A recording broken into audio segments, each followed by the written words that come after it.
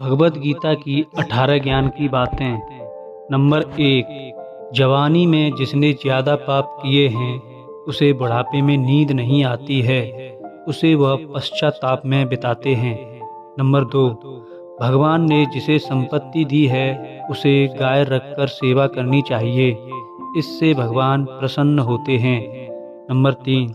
जुआ, मदिरापान, परस्त्री गमन, हिंसा, असत्य, मद, आसक्ति और निर्दयता, इन सब में कलयुग का वास है, इसलिए इसका और एक नाम है घोर कलयुग। नंबर 4। अधिकारी शिष्य को यानी जो ज्ञान प्राप्त करने में परिश्रम करते हैं उसे सद्गुरु अवश्य मिलता है। नंबर 5। भगवान श्री कृष्ण कहते हैं कि मनुष्य को अपने हृदय को बार बार समझाने की कोशिश करनी चाहिए, ईश्वर के सिवाय उसका कोई नहीं है। साथ ही यह विचार करना चाहिए कि उसका कोई नहीं है इस ब्रह्मांड में भी जो उसका साथ देगा। नंबर 6। भोग में क्षणिक सुख प्राप्त होता है, साथ ही त्याग में स्थायी आनंद। नंबर 7। श्री कृष्ण कहते हैं कि सत्संग ईश्वर की कृपा से मिलता है, परंतु कुसंगति में पड़ना मनुष्य के अपने ही विचारों के कारण होता है। नंबर 8। लोभ और मोह माया पाप के माता पिता कहे जाते हैं, साथ ही लोभ पाप का ही बाप है।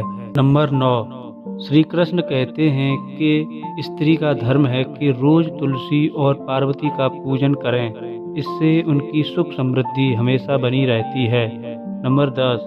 मनुष्य को अपने मन और बुद्धि पर हमेशा विश्वास नहीं करना चाहिए, क्योंकि यह बार बार मनुष्य को दगा देते हैं। खुद को निर्दोष मानना बहुत बड़ा गुनाह साबित होता है।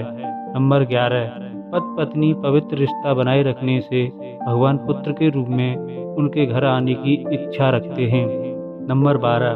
भगवान इन सभी कसौटी पर कसकर जांच परख कर ही मनुष्य को अपनाते हैं, इसलिए मन में गलत विचार नहीं रहना चाहिए।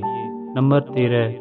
सुख एवं आनंद मनुष्य के भीतर ही निवास करते हैं, परंतु मनुष्य उसे स्त्री में, घर में और बाहरी सुख प्राप्ति के लिए ढूंढ रहा है।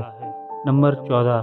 श्री कृष्ण कहते हैं कि भगवान उपासना केवल शरीर से ही नहीं बल्कि मन से भी करनी चाहिए, ईश्वर का बंधन उन्हें प्रेम बंधन में बांधता है। नंबर 15। मनुष्य की वासना ही उसके पुनर्जन्म का कारण होती है। नंबर 16। मनुष्य इंद्रियों के अधीन है, इसलिए उसके जीवन में विकार और परेशानियां आती हैं। नंबर 17।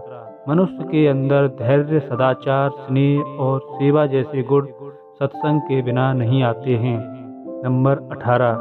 श्री कृष्ण कहते हैं कि जिस प्रकार शरीर से वस्त्र मैल होने पर बदलते हैं, ठीक उसी प्रकार मन में यानी हृदय में मेल होने से उसे निकाल देना चाहिए। दोस्तों, ऐसी ही और अच्छी वीडियो देखने के लिए हमारे चैनल को सब्सक्राइब करें। धन्यवाद।